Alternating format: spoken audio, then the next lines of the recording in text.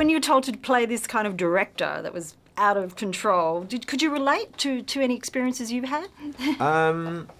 Yeah. I mean, you know, I've acted in a lot of movies, and I've worked with a lot of directors, and you know, to varying degrees, they're under a lot of pressure, and they kind of and the stress sometimes bubbles over into their personality, shall we say? I mean, you sort of, I suppose we could say your role is sort of short but sweet, right? I mean, it's kind of small, but you have an impact in there. I have an impact. I get a fair crack of the whip, and then I'm kind of dispatched, shall we say? I mean, did you know Ben Stiller? Did he sort of ask you to do this, or was yes? This, well, I worked with Ben before on Night at the Museum. Yeah.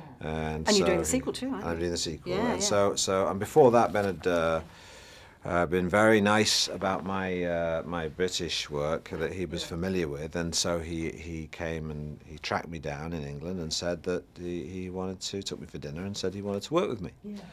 And so that was very gratifying, you know, and I was a huge admirer of his work. So yeah, very happy to work with him. Happy to work with him again, yeah, he's been very encouraging. Mm. Was there a certain irony that, you know, this is about stars that have, you know, superstars that have a lot of assistants, have a lot of things like this, and yet you're actually working with superstars? Yeah, of course. I mean, in actual fact, the thing for me was, of course, that I was playing the director of this big budget movie, and actually, in reality, Ben was the director of this big budget movie. Mm. So I had to go around pretending I was in charge, but in actual fact, Ben Stiller was in charge. Yeah. So there were, and I would see Ben sort of having to deal with the same kind of stress and responsibility that my character had to deal with in the movie. But the difference, of course, was that although Jack Black and Robert Downey were huge movie stars, they were very gracious and very you know, supportive, and were proper gentlemen, yeah, and good company. So, yeah. So the reality wasn't the nightmare that was depicted in the movie.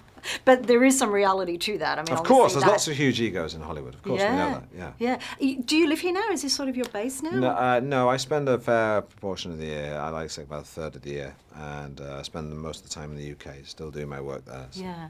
Do you find there's a lot of difference between British humour and American humour?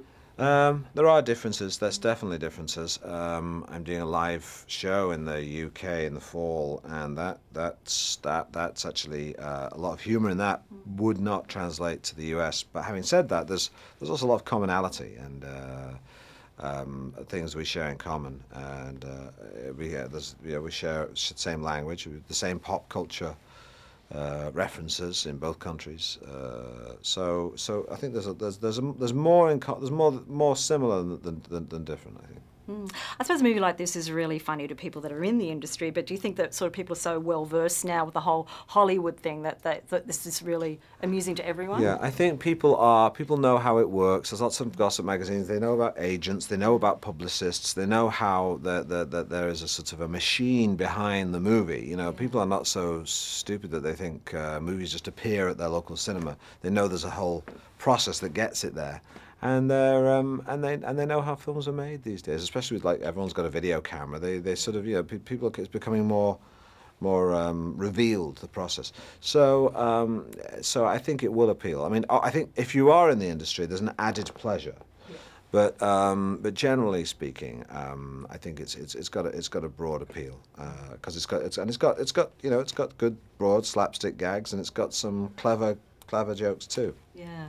I mean, you weren't in a scene with Tom Cruise, but he's pretty amazing in this. Were you sort of impressed with his job? Well, I did actually have a scene with him early on when he's on the big screen. Oh, yeah, on the screen. Although they added that in the same room. But we did rehearse together. Yeah. Oh, did you? So yeah. That was very exciting, very exciting. And he is amazing. He was extraordinary. I mean, I didn't, obviously, when we were rehearsing, he didn't have makeup on and everything, but he was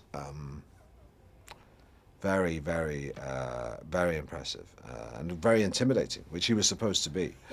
So all I did was just react to him. He did all the work, but it was a lot of fun to be part of that. Did he remind you of any studio heads, or they're not that scary? Well, actors don't really. When actors meet studio heads, they're very sweet and nice and polite. They don't. They're to the actors, you know. They're nasty to the agents, not to the actors.